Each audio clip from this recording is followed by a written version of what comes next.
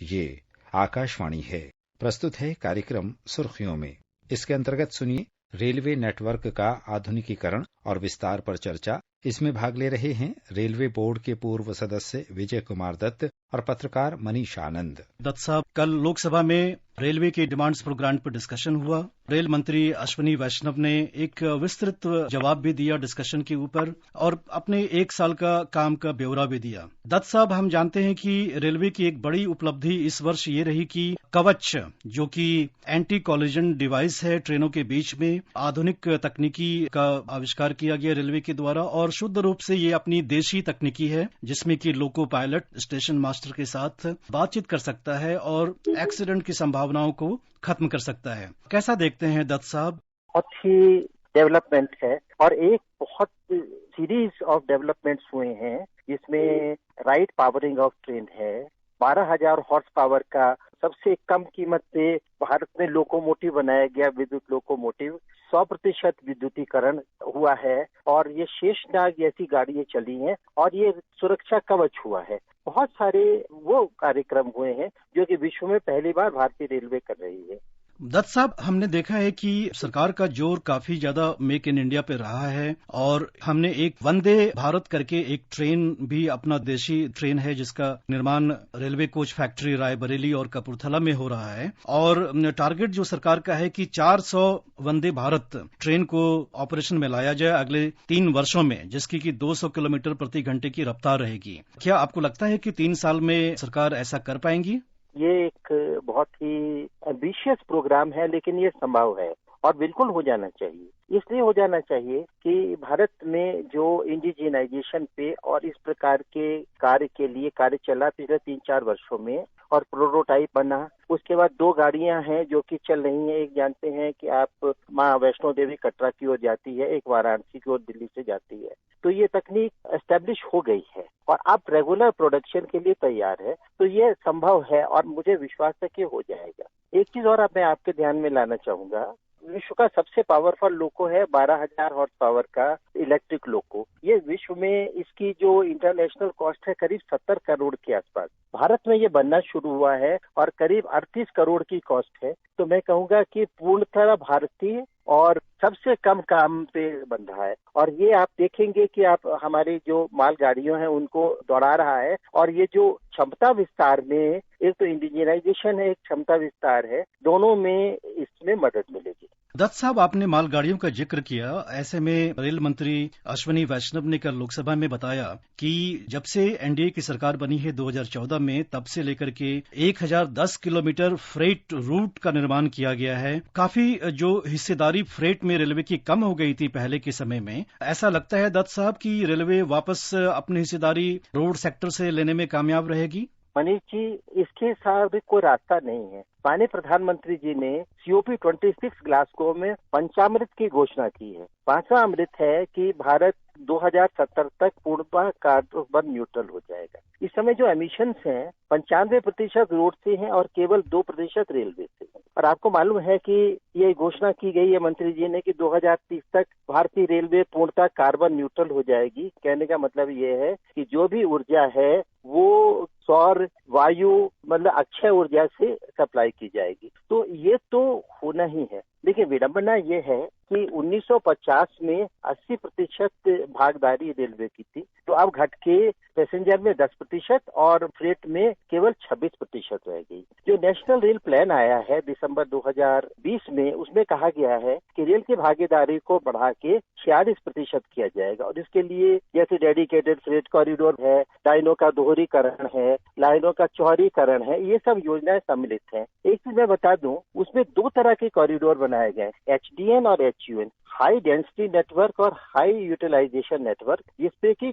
Maximum प्रतिशत यात्री और फ्रेट चलता है। तो इनमें कुछ जहाँ पे एकहरी लाइन है यहाँ 4 लाइनें होनी चाहिए, 2 लाइन, इसमें अगर इन्वेस्टमेंट होगा तो उसकी रिटर्न बहुत ज्यादा होगी। तो ये जो प्राथमिकता के कॉरिडोर है जिसमें 1000 किलोमीटर का जो कहा गया है, इससे रेलवे की क्षमता में विस्तार होगा और जो रेल कोएफिशिएंट को 40% ले जाना है उसमें मदद मिलेगी। निश्चित रूप से दत्त साहब, रेल मंत्री ने यह भी बताया कि अभी फिलहाल रेलवे फ्रेट की जो हिस्सेदारी है वो 1400 मैट्रिक टन प्रत्येक वर्ष की है, जिसका टारगेट इन्होंने 3000 मैट्रिक टन करने का रखा है। साथ में दत्त साहब ये भी मंत्री जी ने बताया कि 800 करोड़ के लोगों के आसपास की रेलवे की क्षमता अभी है लोगों को पैसेंजर ट्रेन में, जिसको कि 1000 करोड़ करने की टारगेट है। दत्त साहब, रेलवे में इन्वेस्टमेंट एक बड़ा मुद्दा रहा है। सरकार की पूरी पुरजोर कोशिश है कि प्राइवेट इन्वेस्टमेंट को लाया जाए। 99,500 करोड़ का इन्वेस्टमेंट रेलवे में हो रहा है, जिसकी की टारगेट 3 लाख करोड़ तक रखी गई है।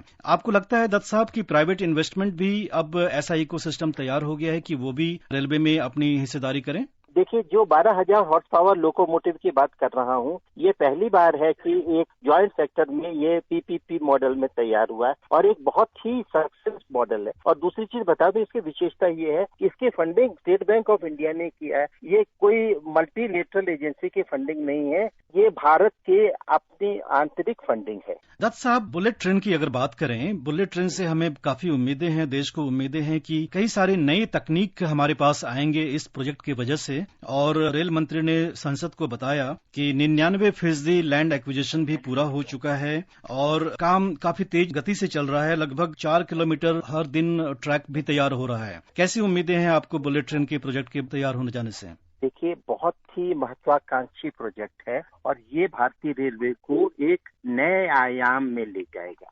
मैं उससे संबंधित रहा हूं और मैं ये आपको कह सकता हूं कि अच्छी प्रगति है। इसके डिजाइन तैयार हो गया है, सिविल के टेंडर हो गए हैं और काफी सारे कार्य हो चुके हैं, जैसे बड़ौदा में ट्रेनिंग स्कूल का निर्माण और बाकी जो प्रोटोटाइप्स का निर्माण और जो स्टेशनों का निर्माण, इस पे कार्य तेजी से चल रहा है। जी बिल्कुल। दत्त साहब, हमने ये भी देखा कि पैसेंजर एमिनिटीज पर भी रेलवे का काफी फोकस रहा है। स्टेशन पर जो पहले की जो हालात होती थी अब नहीं रह गई। ऐसे में सरकार का ये भी मंशा है कि जो स्टेशन है उनकी भी मॉडर्नाइजेशन करी जाए। भोपाल स्टेशन का भी शायद प्रोजेक्ट दे दिया जा चुका है। इसमें आपको कैसी उम्मीदें दिख रही हैं कि क्या प्राइवेट इन्वेस्टमेंट इसमें आएगा?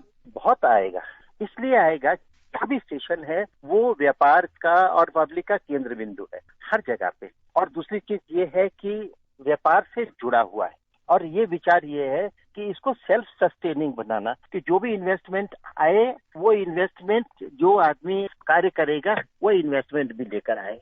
तो ये रेलवे के फाइनेंसेस को ठीक करने में बहुत मदद होगा और मॉडर्नाइजेशन में भी बहुत मदद करेगी। दत्त साहब, जितने भी सारे काम हो रही हैं, हमने देखा कि पैंडेमिक के समय जब देश में लॉकडाउन भी लगा था तब भी रेलवे काम कर रही थी। जो भी अपनी डबलिंग, ट्रिपलिंग, सिग्नलिंग, ट्रैफिकिंग का जो भी काम था उस पर काफी प्रोग्रेस उस दौरान भी देखा गया। आपको लगता है कि रेलवे ने उस समय का बेहतर इस्तेमाल किया अपने काम को आगे बढ़ाने के लिए?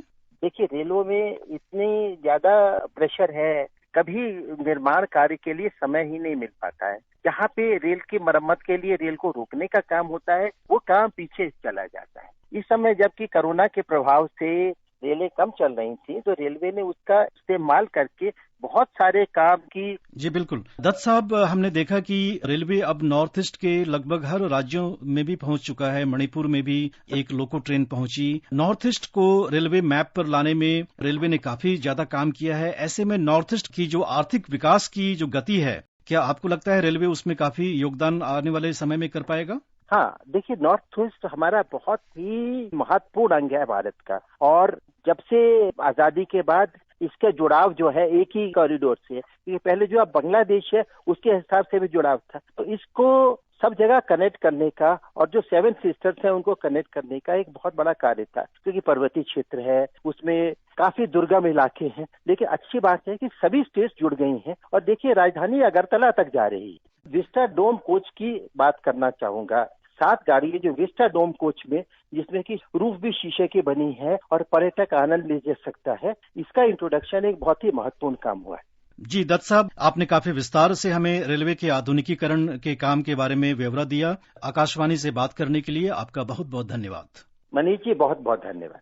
अभी आप सुन रहे थे विशेष चर्चा, रेलवे नेटवर्क का आधुनिकीकरण और विस्तार पर चर्चा। इसमें भाग ले रहे थे रेलवे बोर्ड के पूर्व सदस्य विजय कुमार दत्त और पत्रकार मनीष आनंद। ये कार्यक्रम आकाशवाणी के समाचार सेवा प्रभाग द्वारा प्रस्तुत किया गया। इसे आप हमारे mobile app news on AIR और YouTube channel news on AIR official पर भी सुन सकते हैं।